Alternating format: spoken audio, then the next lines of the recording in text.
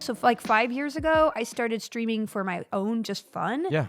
And I was kind of like done with the YouTube world. Like that ecosystem really does not foster community in the way that I love. It's not really, especially back in the day, I think there's some moderation tools now, but still it doesn't encourage people to connect directly with each other versus like just only one-to-one with whoever's on the screen. And I like that sort of like connection. Like every year at Comic-Con, we'd throw huge parties and, hundreds of fans would have a dance party because I was like, I just want to have a party. And thank goodness for sponsors, right? So that was really what really drove me. And so when I started just streaming on Twitch for myself just once a week, it was like, oh my gosh, this is really cool. I mean, yeah, there's some jerks that come in, but look how easily I can ban them. And then the community gets into banning them. And it's like, oh, you can like have your own little corner of the internet and make sure that it's like a place that people feel safe and welcome with these tools and this platform. So I really got into it.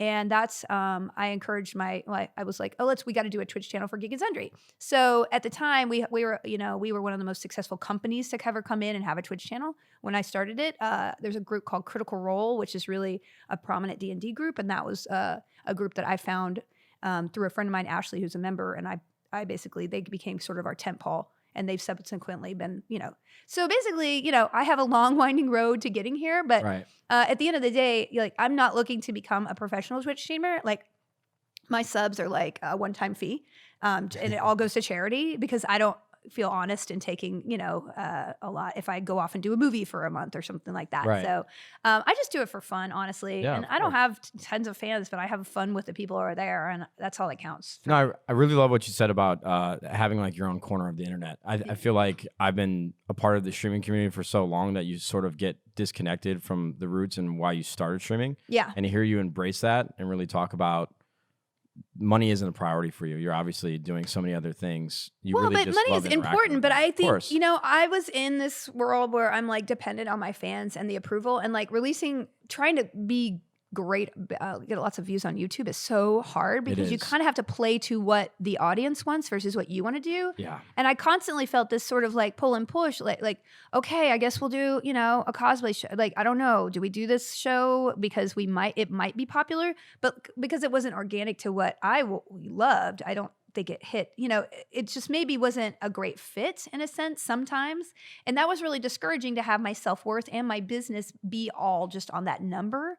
And to me, being so careful, like, I think if you look at personalities, like a lot of people are afraid of like making political statements and, speaking out in a way that they think their fans won't like.